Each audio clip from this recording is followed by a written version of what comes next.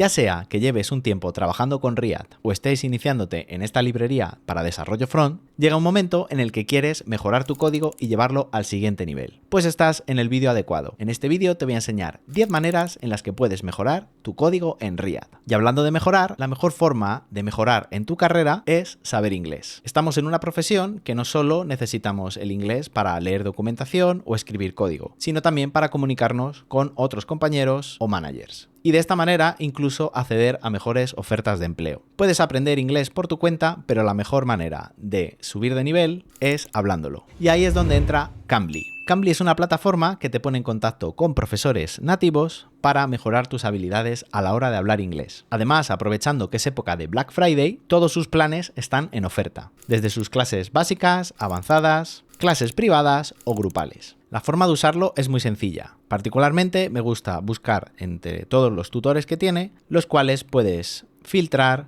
tanto por acento, nivel y personalidad. E incluso tienen la opción de encontrar a alguien que esté disponible en este momento para iniciar una clase privada inmediatamente. Una vez encuentres un profesor o profesora que se adecúa a tus gustos, tu nivel y acento, reserva una clase con ella e inicia la conversación. Como siempre, un ejemplo vale más que 1000 palabras, así que te dejo un fragmento de una clase privada que tuve con esta profesora. Hello, How are you? I'm good. How are you? I make web development, but English is so important in this sector because in Spain we have good jobs, but if you want to grow your career, it's better to apply an international job. So English is a must. Programming English is every day because the manuals, the documentation is in English. So for me, and I think the rest of the people like me, read and write is more or less okay. But conversation is more difficult because you need to pronunciate well and thinking in Spanish and then translate to English. So for me, it's a lot of difficult if you don't have the habit or maybe a person near to you to speak every day.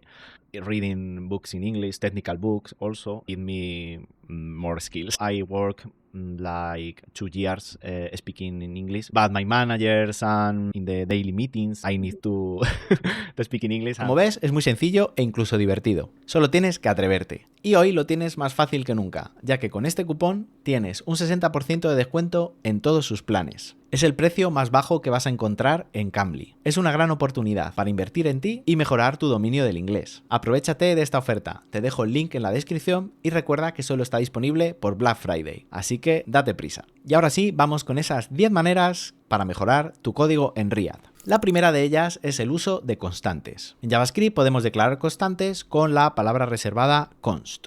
Estas constantes son una gran opción para almacenar claves de APIs, URLs, etc. Cosas que no vayan a cambiar con el tiempo. Nos van a ayudar a mejorar la escalabilidad, la lectura y la internacionalización de nuestro código. Siempre que puedas, deberías evitar hardcodear o escribir en crudo los textos y en general el contenido de tu aplicación. Esto hará que nuestro proyecto sea más mantenible y por supuesto escalable a futuro. De esta manera separamos la UI, los datos y la capa de contenido una de otra. La mejor forma de ver esto es cuando estamos haciendo traducciones de los textos que aparecen en nuestro código. En React y en Nest tenemos librerías que nos ayudan a ello y suelen ser las I18N, que viene de internacionalización. En este ejemplo que te pongo en pantalla, tenemos una constante que es un objeto mensajes, donde tenemos, por ejemplo, el texto que llevaría home, el texto que llevaría about, el texto que llevaría contact, en este caso en idioma español. La mejor forma de hacerlo es de esta manera, creando un objeto con claves y valores que contengan estos strings. Una buena práctica es utilizar el método freeze de la clase object para congelar ese objeto mensajes. De esta manera evitamos que haya cualquier cambio de forma accidental en los valores que tenemos dentro del objeto. Una vez tengamos este objeto mensajes que exportaremos, lo podemos importar desde el componente en el que vayamos a hacer uso de él y directamente podemos acceder a los valores del objeto de esta manera, sin escribir nuestro texto en crudo. El segundo tip o consejo es utilizar helpers, es decir, esa librería que te creas en tu propio proyecto que te ayuda a separar lógica que va a ser repetitiva en varios componentes y de esta manera lo puedas reutilizar. Un ejemplo muy sencillo podría ser el que ves aquí. Una función que formatea una fecha. Recibe una fecha en un formato y nosotros lo devolvemos de otra manera. En este caso, pues utilizando el método toLocaleDateString, lo devolvemos en formato español y con las opciones que indicamos aquí. Pues que el año aparezca en número, el mes aparezca en formato largo, es decir, en texto, y el día también en número. Esto va a ser una función que si por ejemplo tenemos una aplicación tipo blog, pues lo vamos a utilizar varias veces, ya sea cuando se listen las publicaciones, la fecha de nacimiento de un usuario o la fecha de ingreso en la plataforma, ese tipo de cosas. Y es algo que debería estar desligado del componente que representa esa vista. Una vez tenemos nuestra carpeta o nuestro fichero helpers y exportamos esa función, la podemos importar en cualquier componente de la siguiente manera. Lo importamos y por ejemplo tenemos aquí un componente post que simula una publicación de un blog y recibe pues un título, la fecha y el contenido. Entonces, por ejemplo, cuando vamos a mostrar la fecha, lo que hacemos es llamar a esa función formatDate y nos va a devolver el string en el formato que nosotros queramos. De esta manera podemos testear por una parte el componente, la vista, que todo se vea correctamente, y por otra parte la función formatDate de manera desacoplada. Y esto lo podremos reutilizar en cualquier otro componente. El tercer tip se trata de las props. Como sabrás, en React trabajamos con estados y con propiedades, que nos llegan del componente padre a componentes hijos. Ese objeto de propiedades comúnmente le llamamos props, como ves aquí. Y esto en principio no está mal. Tenemos un componente que se llama input, que recibe esas props, y bueno, pues lo que va a representar es un campo de un formulario, un input, que tiene su type, su placeholder, su nombre, su class name, método de onChange, pero aquí estamos repitiendo demasiadas veces props. Y tampoco nos queda claro si tenemos todas las props o nos estamos dejando alguna. Para ello, la mejor manera es utilizar el destructuring que nos incorporó ECMAScript 6 ya hace algún tiempo. Esas props que nos llegan por parámetros en nuestro componente, podemos desestructurarlas utilizando esta notación. Como ves, con unas llaves podemos sacar todas las propiedades que estén dentro del objeto props. Y después, simplemente, pues tenemos que llamarlas donde las necesitemos. De esta manera, pues nos estamos ahorrando tener que estar poniendo props.type, props.placeholder. Queda más limpio, también vemos claramente cuáles son las props realmente que recibimos, pero tampoco es una forma muy elegante. Podemos combinar el destructuring que nos proporciona ECMAScript 6 directamente en los argumentos de la función, quedando el código de esta manera. De esta manera vemos más rápido y de un solo vistazo todas las propiedades que va a recibir nuestro componente. Y es más, al tenerlo de esta forma, incluso si estamos utilizando TypeScript, podemos tipar cada una de ellas y decir, pues type es un string, placeholder también, si recibimos un número, pues le podemos decir que es de tipo número, si es un objeto más complicado, pues definir su forma. Entonces nos proporciona más manejabilidad y es mucho más claro a la hora de ver el componente que recibe, etc. El cuarto tip o consejo sería que utilices un solo fichero por cada componente. Esto te puede parecer que vas a inundar tu proyecto de ficheros y que eso no es escalable, pero todo lo contrario.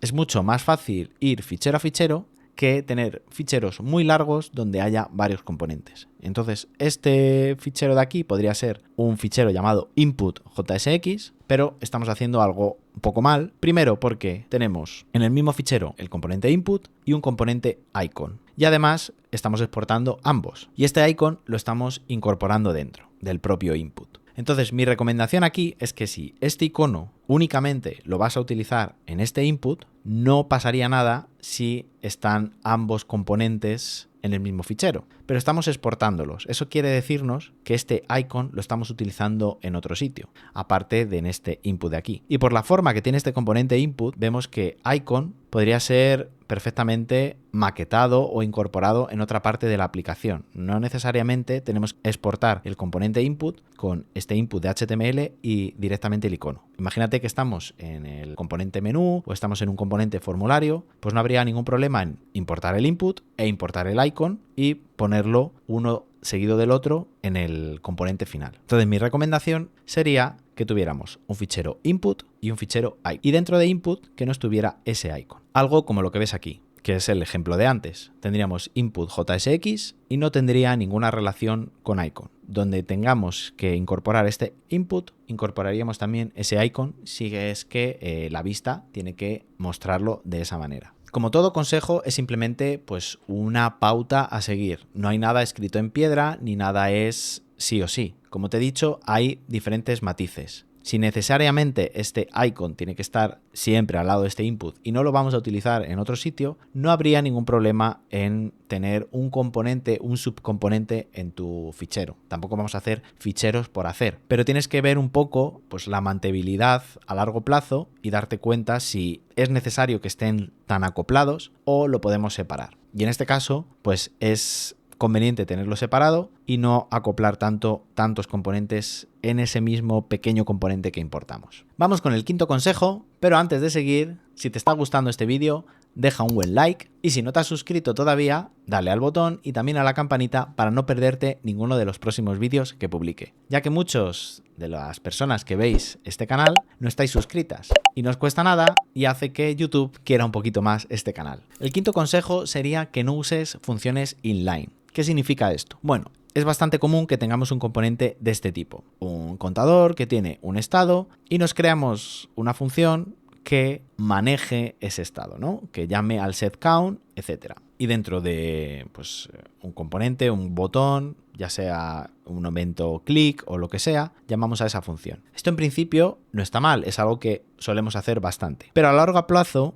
esto es difícil de testear. Esto es muy sencillo, es un contador, es un ejemplo muy básico, pero imagínate que aquí tienes una función que maneja ese evento y es bastante más complicada, intervienen varias cosas. Por la forma en la que lo tenemos en el componente se hace difícil de testear. La mejor recomendación para eso es que este handle increment lo saques fuera del componente. Lo puedes tener en el mismo fichero. Si es algo que vas a reutilizar en otras partes, tendríamos que ir al tip de hace unos cuantos tips en el que decíamos que teníamos un fichero de helpers, de ayudadores. Pero si únicamente es para este componente, no hay nada malo en tenerlo en el mismo fichero. Pero sí es una buena práctica separarlo y sacarlo del componente como tal. La solución propuesta sería la siguiente. Seguimos teniendo nuestro componente, pero la función manejadora, en este caso la que incrementaba ese contador, la hemos sacado fuera. Ya es una función aparte de la función componente. Parece que estamos, bueno, pues ahí de alguna manera enredando y complicando las cosas, pero ni mucho menos. Porque ahora, si nosotros testeamos esto, tenemos el componente por una parte, en el que podemos comprobar que la vista y el texto y la forma es la que corresponde, y tenemos la función incrementCount, que la podemos exportar para testear y probarla, y probar que correctamente, pues para un determinado número, pues se incrementa, etc. Esto, quieras o no, lo hace más mantenible y es lo que estamos buscando con estos tips para mejorar tu código en Riad,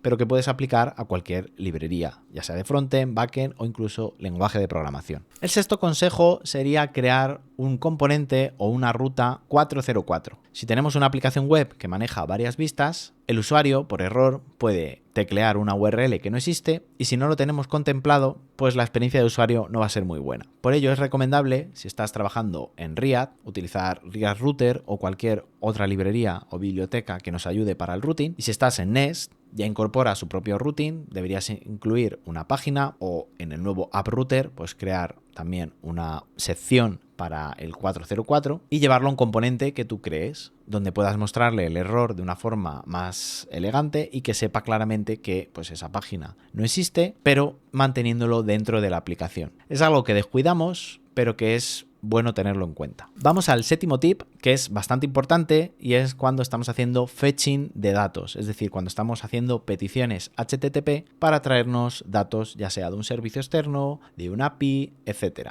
En lugar de hacer el fetching y crear la UI a la vez, deberíamos poder hacer el fetching de datos en demanda. Por ejemplo, cuando estés haciendo scroll en una vista, pues ir cargando los componentes a medida que vas haciendo el scroll. O si tienes una vista paginada, pues a medida que vayas cambiando de página, se vayan haciendo esas peticiones. De esta manera, matamos dos pájaros de un tiro. Estamos mejorando la performance de la aplicación porque estamos evitando hacer una petición que nos traiga muchísimos datos, con lo cual eso va a tardar y va a hacer que la aplicación vaya un poco más lenta, que si hacemos una petición únicamente para esa parte que queremos mostrar. Y también, cuando estamos mejorando la performance, estamos también mejorando la usabilidad. No es lo mismo para una persona no esperar nada o prácticamente nada que esperar a que toda la página se cargue para poder interactuar. Como sabrás, cada segundo que se pierde en cargar una página web es dinero que se pierde, sobre todo, por ejemplo, con Amazon. Entonces tenemos bastantes paquetes, librerías, herramientas que nos ofrecen lo que se llama lazy load, carga perezosa. El lazy loading es una técnica que tú puedes usar para cargar los datos a demanda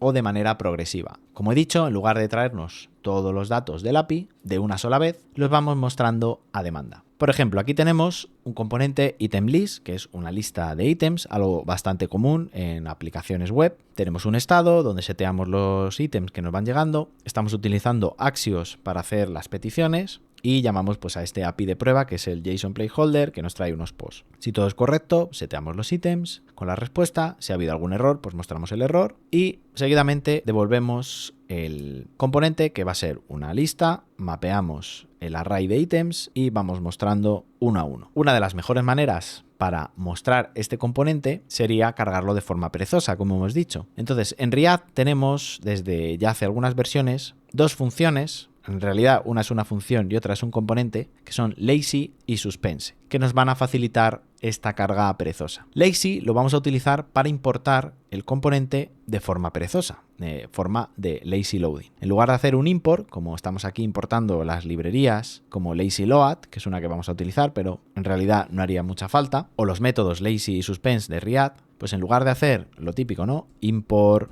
item list from item list o donde tengamos el fichero, lo vamos a hacer de esta manera. Creamos una constante item list, que va a ser nuestro componente, llamamos a lazy y dentro de lazy invocamos una arrow function donde importamos el objeto. De esta forma solo se va a cargar cuando ya por fin tengamos el componente construido con los ítems que hayan sido llamados desde Axios. Para que esto funcione correctamente, tenemos que envolver ese componente que hemos cargado de forma lazy dentro del componente suspense. Suspense tiene una propiedad que se llama fallback, donde podemos pasarle un componente. En este caso lo he puesto aquí inline, pero aquí podríamos tener el típico skeleton. Por ejemplo, tú cuando accedes a LinkedIn o a cualquier aplicación con mucha carga de datos, te aparece la interfaz, pero con los componentes así en blanco y con círculos imitando el avatar y unos bloques grises imitando el contenido, que dan la sensación de que el componente está ahí cargando y te va a mostrar ya los datos. Y es mucha mejor experiencia de usuario eso que mostrar una página en blanco o, por ejemplo, un texto como he puesto aquí que es loading. También podríamos cargar el típico spinner, pues que aparezca un circulito dando vueltas, algo que le dé sensación al usuario de que no ha roto nada, de que no se ha bloqueado, de que está cargándose el contenido. Y la mejor forma de hacerlo es esta, intercalándolo o incorporándolo dentro del componente suspense. La librería lazyload, en este caso, aunque es un poco antigua, lo que nos proporciona además son otra serie de propiedades para, pues más o menos, maquetar el espacio donde va a aparecer ese componente una vez se haya cargado. Y de esta forma, pues podamos adaptar el resto de la UI a ese hueco en expensas de que llegue todo el contenido. Además de React Lazy Load, tienes librerías como React Infinity Scroll Component o React Paginate, que nos va a hacer lo mismo, pero pues para otros casos de uso, como es el scroll o la paginación. Vamos con el octavo tip, que es algo que aunque llevemos mucho tiempo trabajando con React, muchas veces metemos la pata. Menos mal que la consola de desarrollo nos avisa del error. Pero si estás en una entrevista de trabajo, tienes que tenerlo en cuenta y no dejártelo. Y es utilizar valores únicos para la propiedad key de una lista. Esto es importante por el Virtual DOM que utiliza React para optimizar el proceso de actualización de la interfaz o de la UI. React solo actualiza los nodos que han cambiado. En cada renderizado únicamente actualiza aquellas partes que han sido cambiadas. No actualiza todo el DOM entero. Para hacer esto de una forma eficiente, React utiliza el atributo o la propiedad key para identificar cuál nodo es el que ha cambiado. Por esta razón, tenemos que proporcionar valores únicos a estos elementos. Porque si los valores son repetidos, pues el Virtual DOM se va a hacer un lío y hará todo lo posible por sacarlo adelante, pero va a hacer que de alguna manera u otra nuestra performance sea mala y que pueda haber incluso efectos secundarios que no controlemos. La mejor manera para evitar esto es que cada vez que recibamos una lista tengamos un ID único por cada elemento. En este ejemplo de aquí, que es algo que es muy común, es ya que estamos iterando el array con el método map,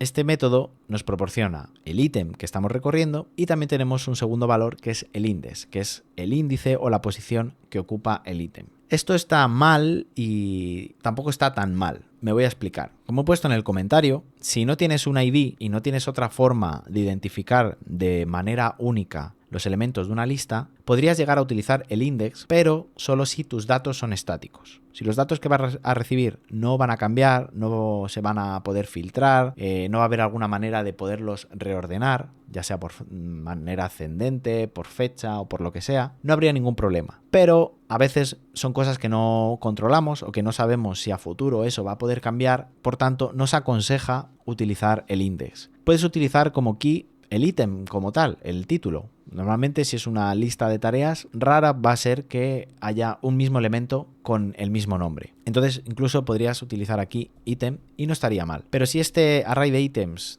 tiene de alguna manera de nuestro API o alguna transformación que hagamos nosotros, añadirle un ID único con una librería como UUID o algo similar, sería mucho mejor. Pero ya digo, a veces somos muy estrictos y decimos, no uses index nunca. Puede haber el caso en el que lo puedas usar, pero como el software es algo que va creciendo con el tiempo, mi consejo es que si lo puedes evitar, mucho mejor. Por ejemplo, cuando vamos a utilizar este objeto o este componente list que recibe esa propiedad items, como teníamos aquí, si nuestro array es de este tipo y esto no va a cambiar, pues no habría ningún problema en utilizar el index. Pero como te fijas, pues uno se llama item 1, otro se llama item 2, ninguno se repite. Entonces no habría ningún problema tampoco en tener aquí en la key el nombre del ítem como tal y ahorrarte el index. Yo casi preferiría hacer esto que añadir el index por lo que he comentado. Nunca se sabe qué puede pasar a futuro y dejas ese código ahí, por lo que sea, luego hay un bug y no sabes por dónde viene, pues si lo puedes evitar, mucho mejor. Vamos con el penúltimo consejo y es el de usar tipos.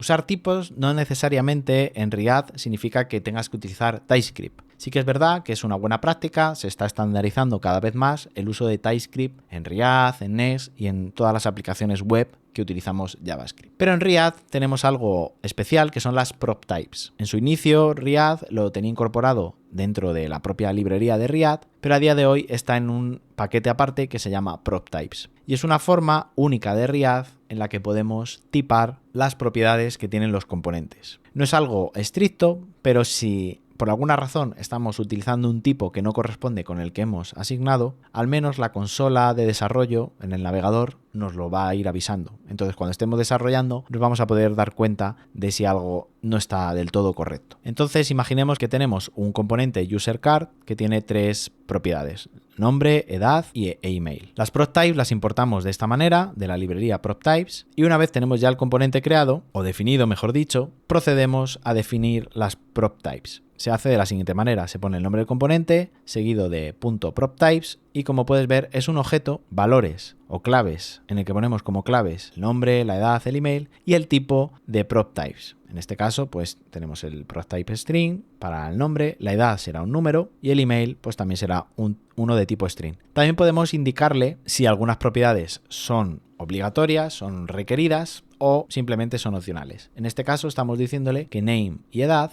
son requeridas y que el email es opcional. Entonces nosotros cuando estemos utilizando este componente, si en userCard simplemente pasamos nombre y edad y no pasamos el email, todo irá bien. Si nos dejamos, por ejemplo, la edad o la edad la pasamos en vez de en formato número, la pasamos en formato texto, pues nos va a archivar ese error. No es tan robusto como TypeScript, porque ese sí que nos lo puede ir avisando mientras estamos desarrollando si tenemos la extensión instalada. En el caso de Visual Studio Code, pues nos va avisando ya de si tenemos las propiedades y los tipos mal. Además, TypeScript nos permite tipar muchas más cosas. Aquí solo estamos tipando lo que son las propiedades de los componentes, pero con TypeScript pues podríamos tipar el propio componente como tal. Como ves aquí, Visual Studio Code pues ya nos dice que userCard es un React JSX element e incluso está tipando las prop types diciendo que es un prop type validator. En fin, si quieres un mínimo de seguridad, por así decirlo, en tu código, las prop types son sí o sí obligatorias. Si estás utilizando TypeScript, no tienes que utilizar además prop types. Ya con TypeScript, si lo haces bien, ya estás tipando todo, las propiedades, el formato incluso del componente, como he dicho. Entonces es una u otra. Si tienes que elegir entre una u otra,